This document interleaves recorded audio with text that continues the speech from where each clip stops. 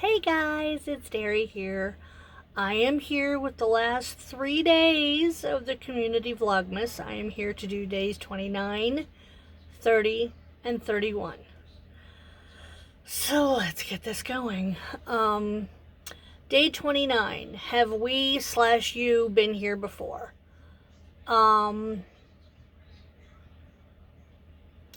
don't know about you, but I don't think I've been here before. I think in terms of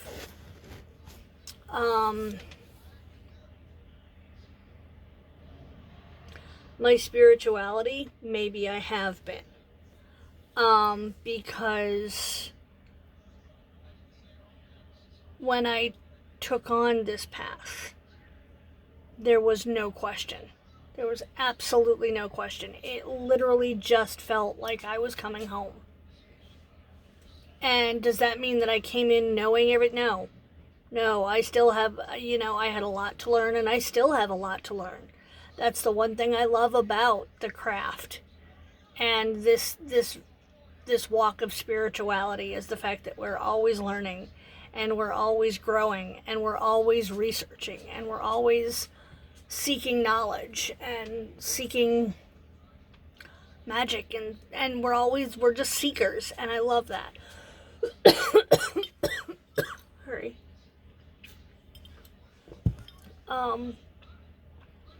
But in terms of my life, no, I don't think I've been here before. Sorry about that.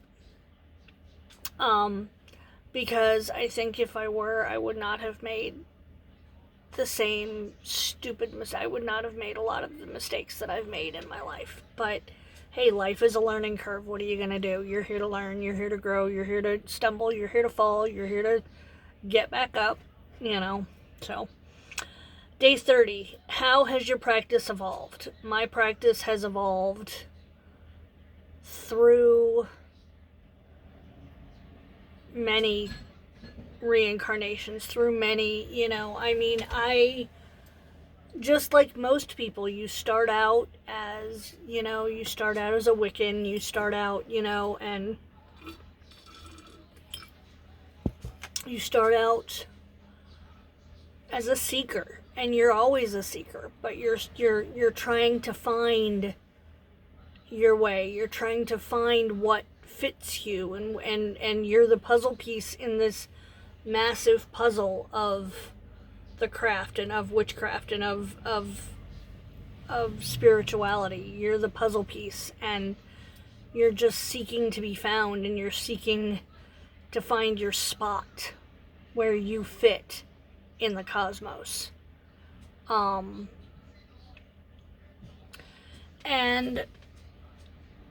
as I said, I've been doing this for 34 years now, and I have looked at and I have studied at length. I have studied things like Buddhism and Satanism and Luciferianism and Hinduism and Santeria and Hoodoo and Voodoo, and you name it, I've probably studied it.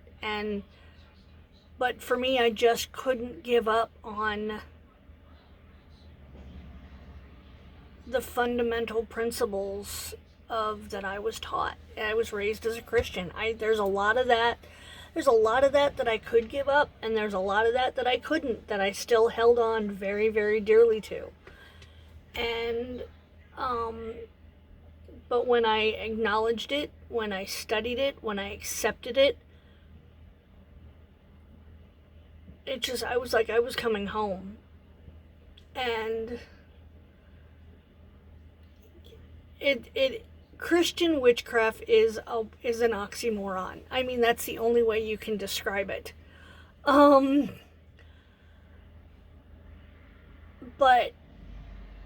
it's been around from day one.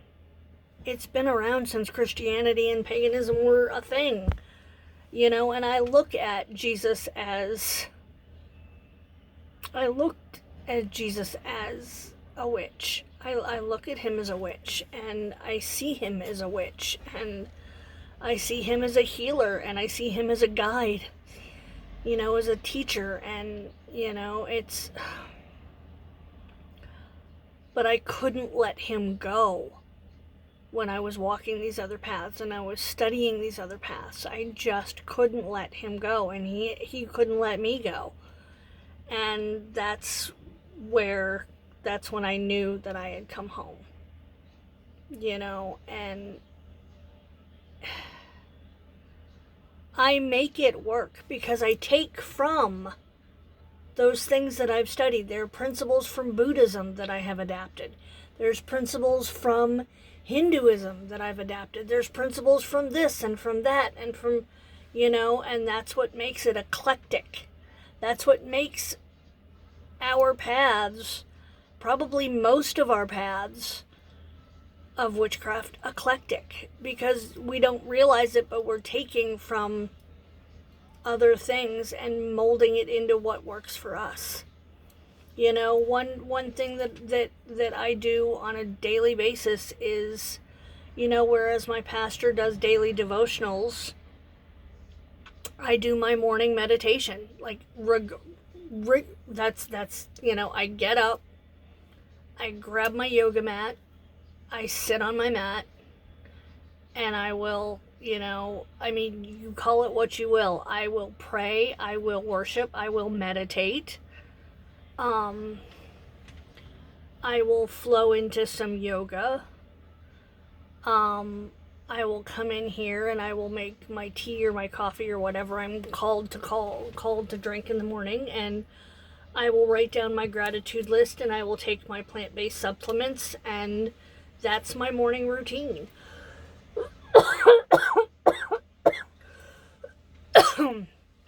But that's just kind of my life. That doesn't have to be everybody. Some days I meditate with crystals. Some days I don't. I'm sorry.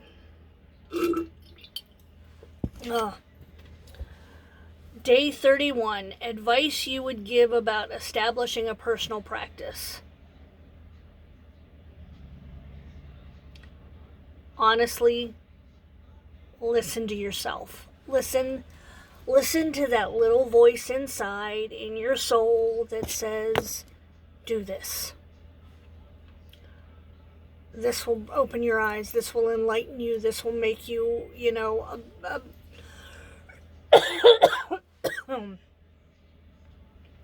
just listen to that little voice. Sorry about that. Listen to that little voice. Listen to that. That's your intuition. That will never lead you wrong. And trust it. Just if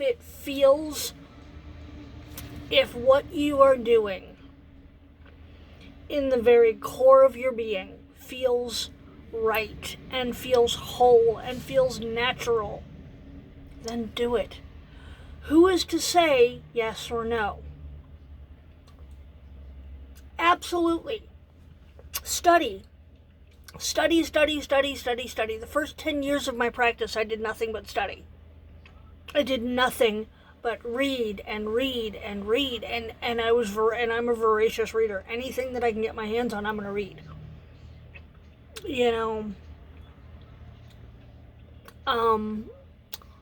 But did I take it as truth? Not necessarily.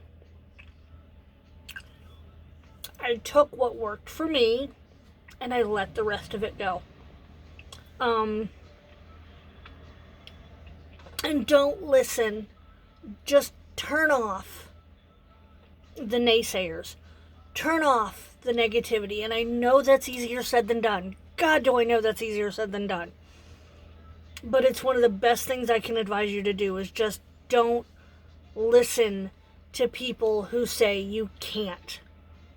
If somebody is going to start off saying no, don't, can't, won't, they're not meant for you.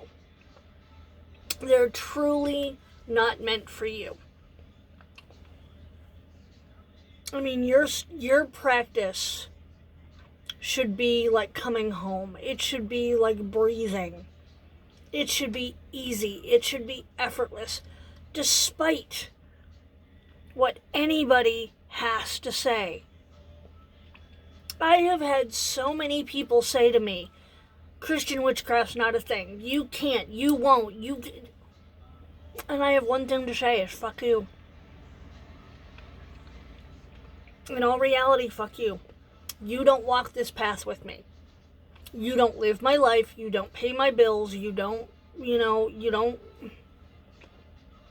So who are you to tell me what I can and cannot do? You're not my mother. I am a grown adult in my own right. You can't tell me what to do. And I'm thrilled that I'm finally to the point that I can say that, because when I started off on YouTube, I wasn't that lucky. I was listening to anybody and everybody, and it got me in a lot of trouble. You know what's right for you. You know, your soul knows what's right for you.